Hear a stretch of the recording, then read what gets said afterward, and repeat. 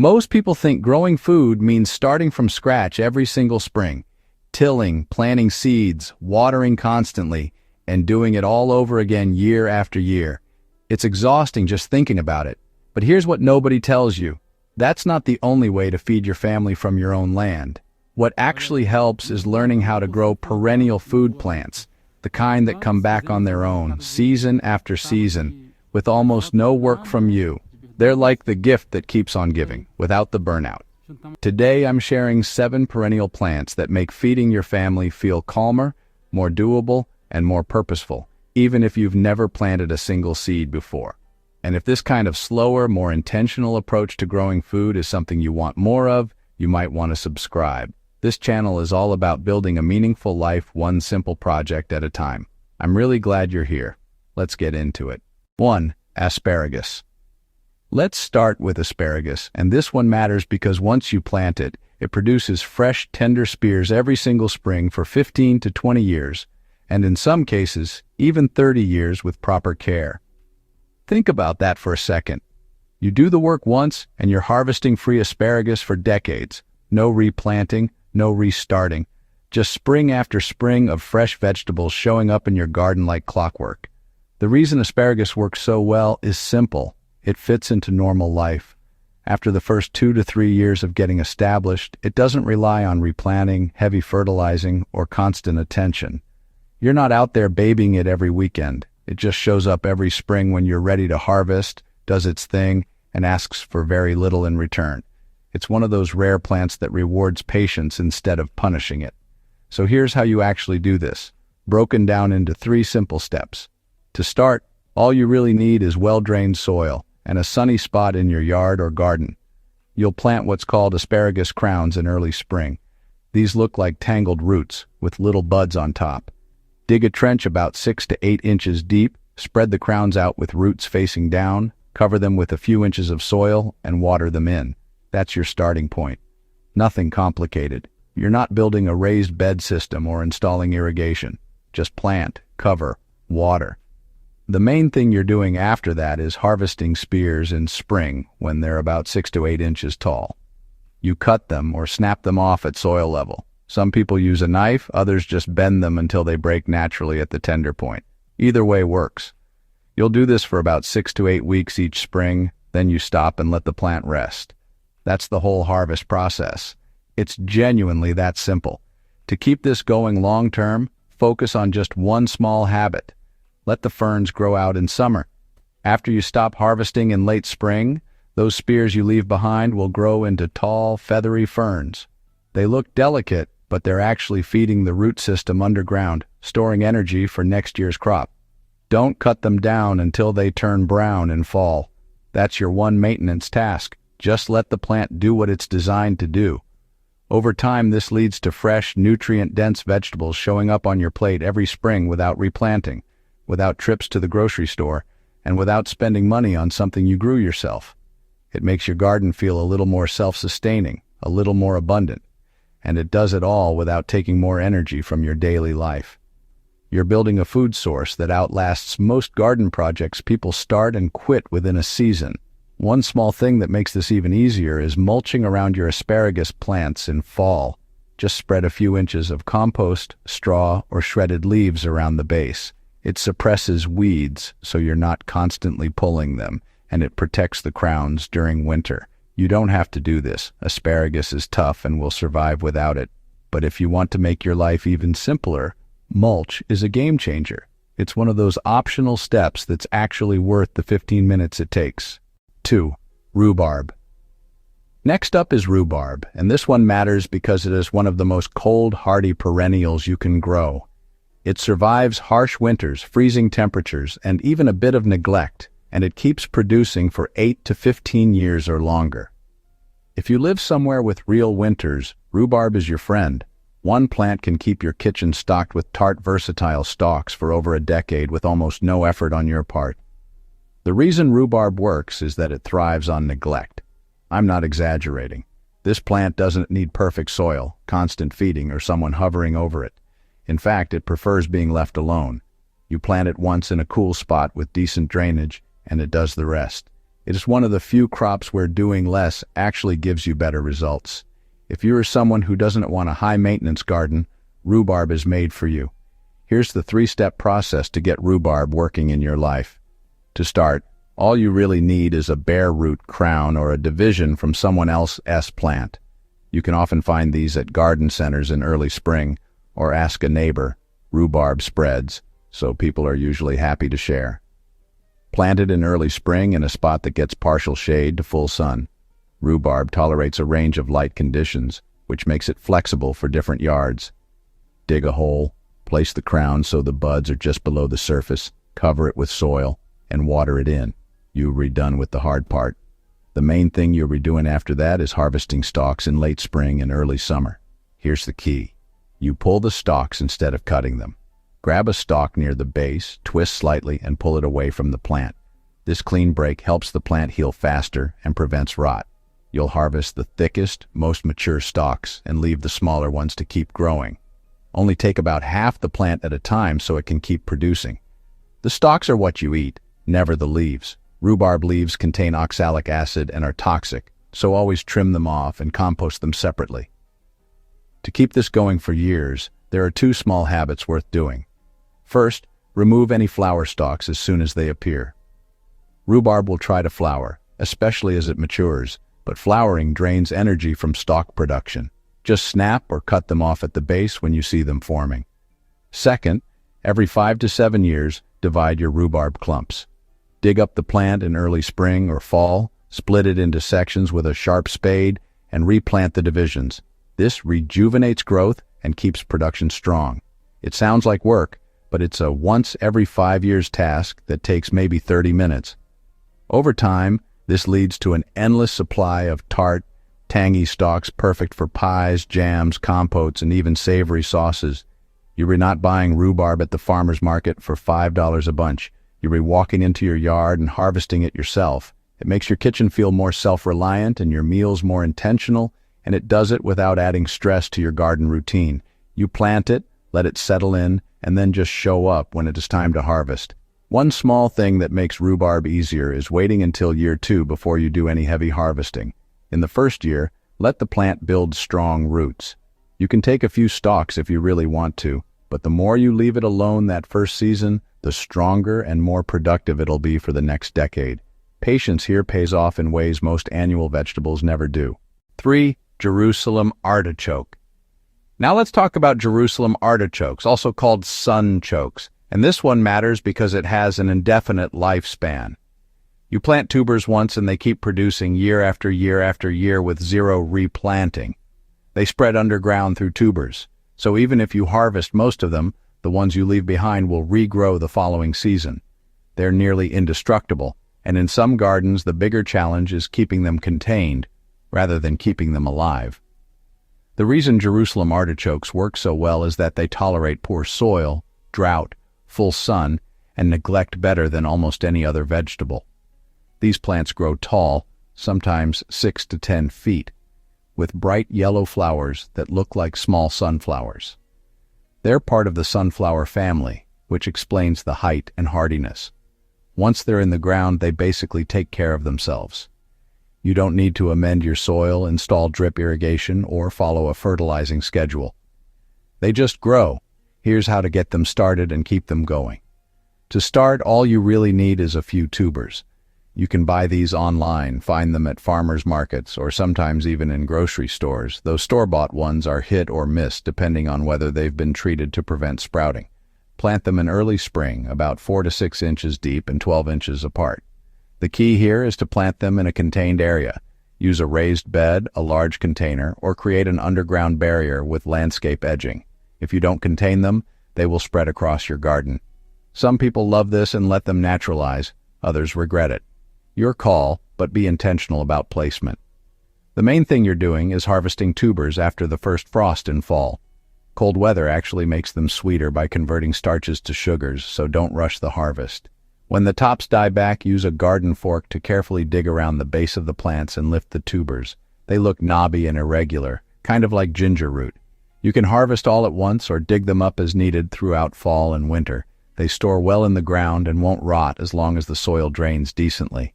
Some people prefer fall harvesting, others wait until early spring before new growth starts. Both work. To keep this going indefinitely, the secret is simple. Leave some tubers in the ground. Even tiny ones you miss while digging will regrow next season. That's how they self-perpetuate. You're basically guaranteed a new crop every year unless you deliberately dig up every single piece, which is nearly impossible. This also means you never have to buy tubers again. One purchase or one gift from a friend and you're set for life. Over time, this leads to a reliable source of crunchy, slightly sweet, nutty-tasting tubers that are amazing roasted, sautéed, or added to soups.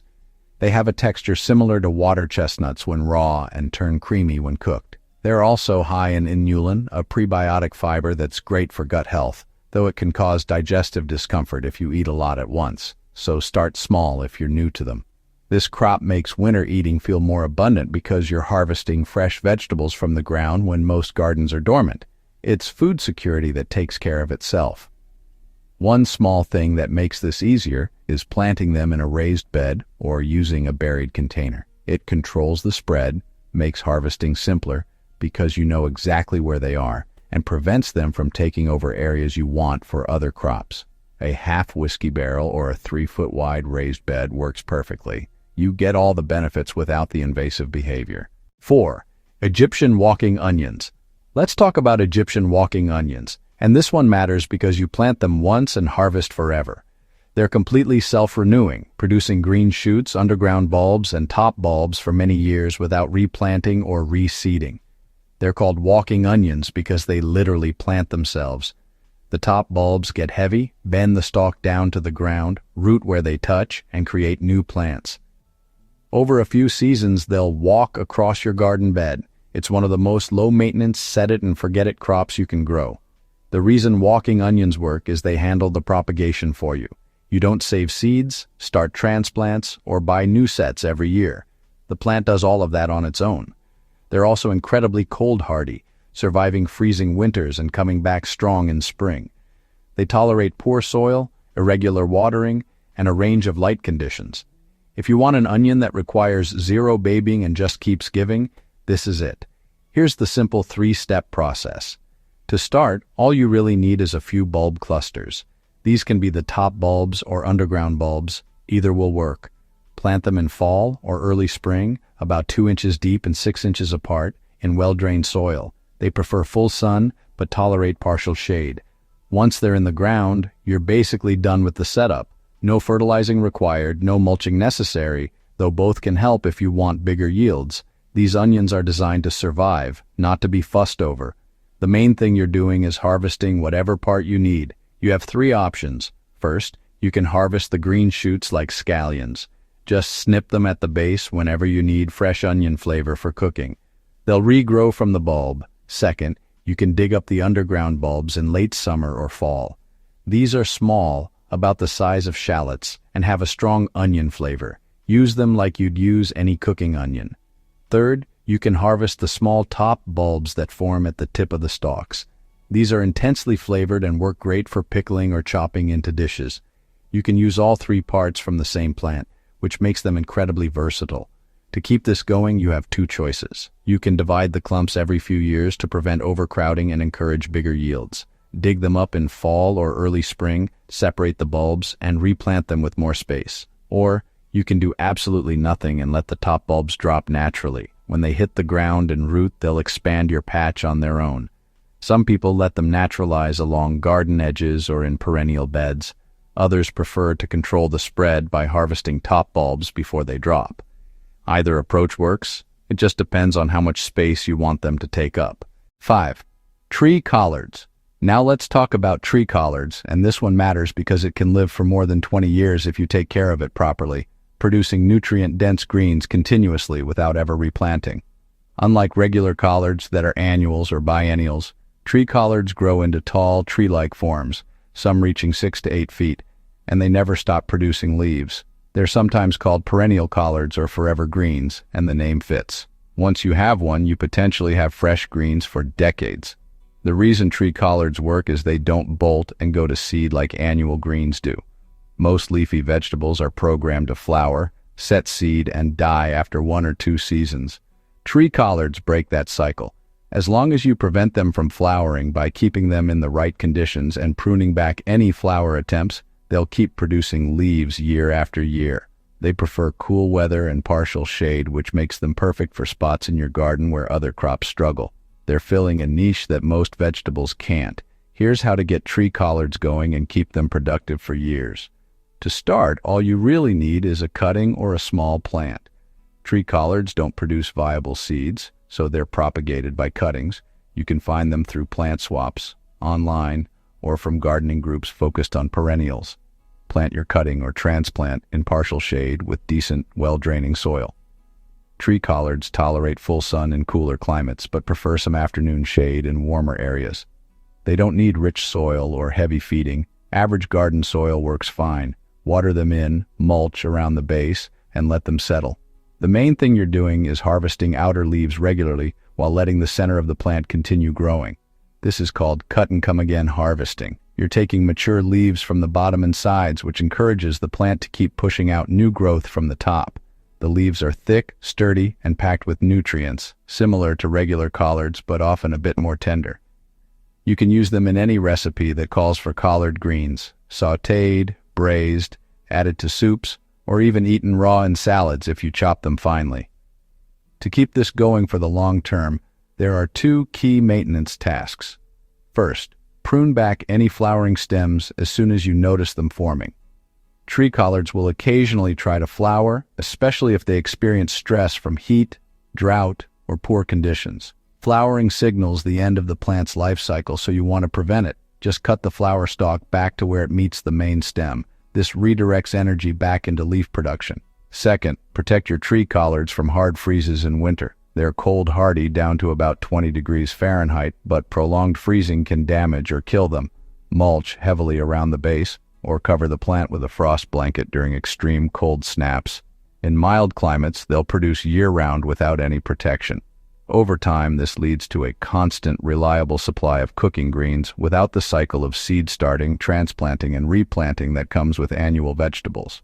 You're not buying kale or collards at the store every week.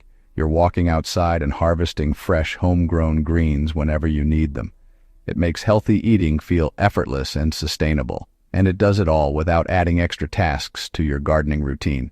You're building a permanent food source that keeps giving with minimal input. One small thing that makes tree collards easier is taking cuttings every few years to start backup plants. Even though they can live for decades, it's smart to have insurance. If one plant struggles with disease, pests, or unexpected weather, you'll have others ready to take its place. Cuttings root easily in water or moist soil. Just snip a 6-inch section, remove the lower leaves, and stick it in the ground. In a few weeks, you'll have a new plant starting. 6. Sorrel. Let's talk about sorrel, and this one matters because it produces tangy, lemony leaves for 4 to 8 years, and it self-seeds so readily that it essentially becomes permanent in your garden. Once you plant sorrel, you'll likely never be without it again. It drops seeds, those seeds sprout into new plants, and the cycle continues. It's one of those crops that's nearly impossible to lose, even if you're not paying attention. The reason sorrel works so well is that it thrives in conditions most vegetables struggle with. It loves moist soil and partial shade, those slightly damp shaded spots under trees or along north-facing walls where lettuce wilts and tomatoes fail. Sorrel fills that gap beautifully. It's also incredibly low maintenance. You're not adjusting pH, adding amendments, or following a watering schedule. You plant it in a spot it likes, and it handles the rest. Here's the straightforward process to get sorrel established and keep it producing. To start, all you really need is a transplant from a nursery or seeds sown directly in the ground. If you're starting from seed, sow them in early spring in a shaded, consistently moist area. Sorrel seeds are tiny, so scatter them lightly on the surface, press them into the soil, and keep them damp until they germinate. If you're using a transplant, just dig a small hole, plant it at the same depth it was in the pot, and water it in. Sorrel isn't picky. As long as the soil stays reasonably moist and it's not in full blazing sun all day, it'll grow. The main thing you're doing is harvesting young, tender leaves for salads, soups, sauces, or anywhere you want a bright, citrusy flavor. Sorrel has a distinctive tartness that comes from oxalic acid, the same compound in rhubarb. It's delicious in small amounts, but can be overwhelming if you use too much. Think of it as a flavoring herb rather than a base green. Pick the outer leaves regularly, leaving the center to keep growing. The younger the leaf, the milder and more tender it is. Older leaves get tougher and more intensely sour, though they're still great for cooking down in soups or sauces where the flavor mellows. To keep this going for years, focus on 2 simple habits. First, cut back flower stalks as they form. Sorrel will send up tall flower spikes in late spring or summer. If you let them develop, the plant puts energy into flowering and seed production instead of leaf growth. For continuous harvests, snip those stalks at the base as soon as you see them. Second, divide clumps every few years to rejuvenate growth. Sorrel forms a dense root system over time, and dividing it gives the plant room to spread, improves air circulation, and boosts leaf production. Dig up the clump in early spring or fall, split it into sections with a spade, and replant the divisions with more space between them. Over time, this leads to a steady supply of bright, lemony greens that add freshness and complexity to your meals.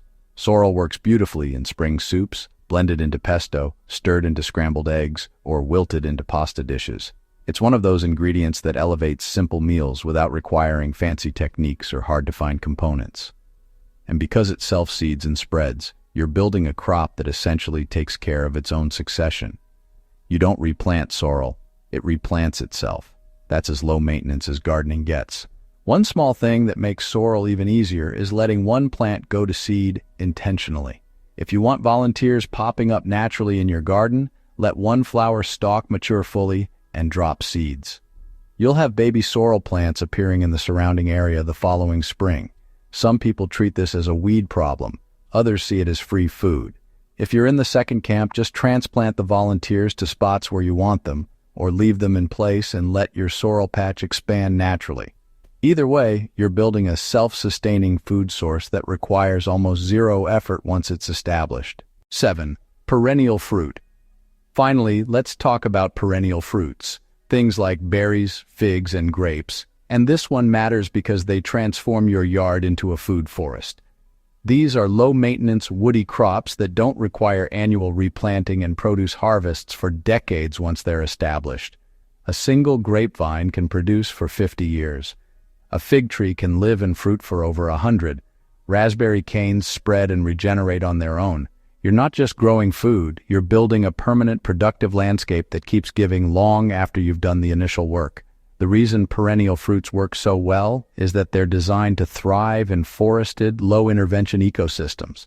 In nature, these plants grow without fertilizer, without irrigation systems, and without someone pruning them into perfect shapes. Once they're established in your yard, they need very little upkeep.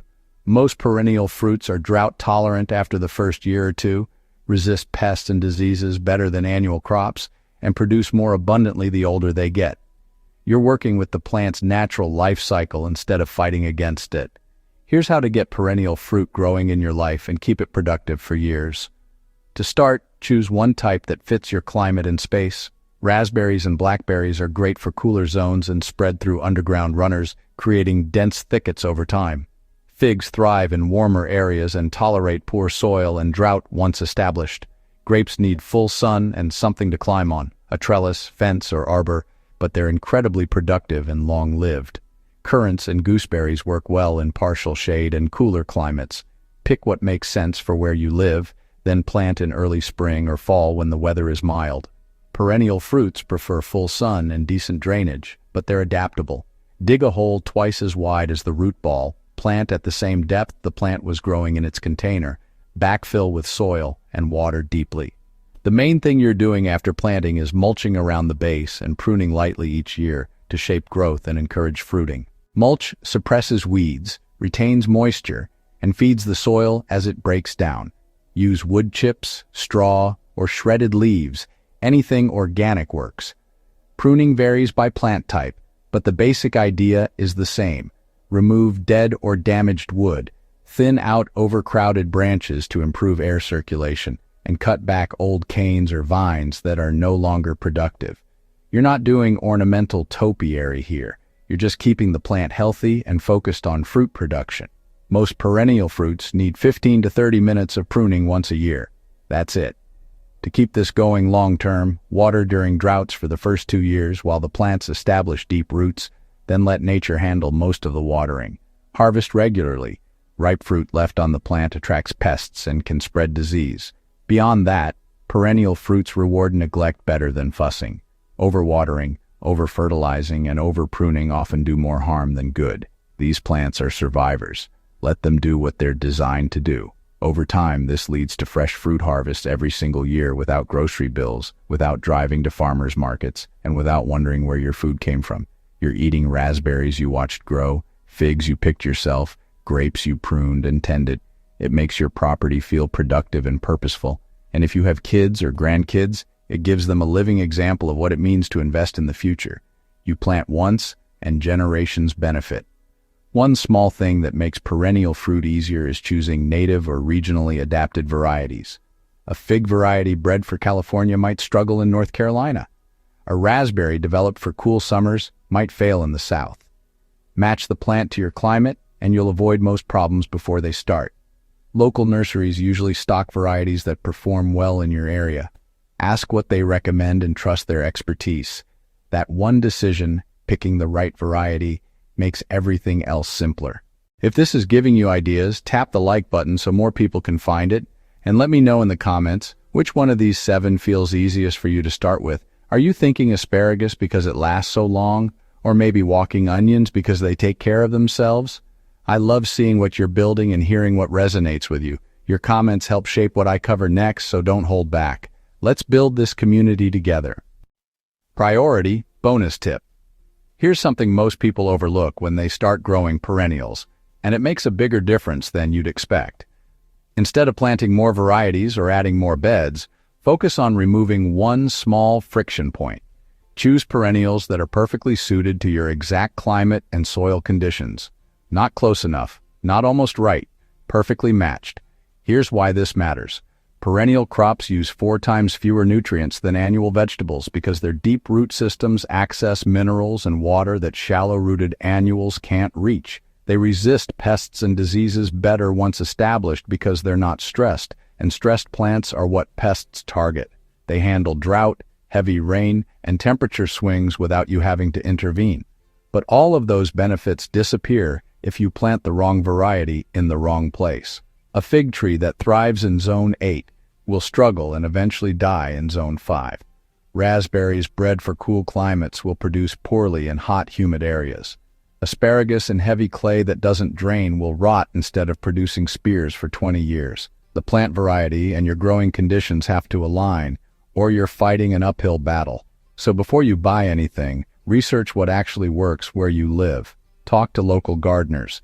Visit native plant sales. Choose varieties with a proven track record in your region. That one choice, matching plant to place, makes everything else feel lighter, easier, and more successful. You're not forcing growth, you're supporting it. The goal here isn't to transform your entire yard overnight or to become a master gardener by next season. It's to start where you are and build from there, slowly, intentionally, and in a way that actually fits into your life. Pick one perennial from today and try it this season. Maybe it has asparagus because you love the idea of 20 years of harvest. Maybe it has sorrel because you have that shady spot nothing else will grow in. Maybe it has walking onions because the idea of a plant that takes care of itself just makes sense. Whatever it is, let it be imperfect. Let it teach you. Let it grow at its own pace while you learn what works in your space. And if you want more calm, practical projects like this, ideas that help you live more creatively, sustainably, and on purpose, subscribe and join us here at Zero to Purpose. This is a space for people who want to build a meaningful life one simple project at a time, without the pressure or the overwhelm.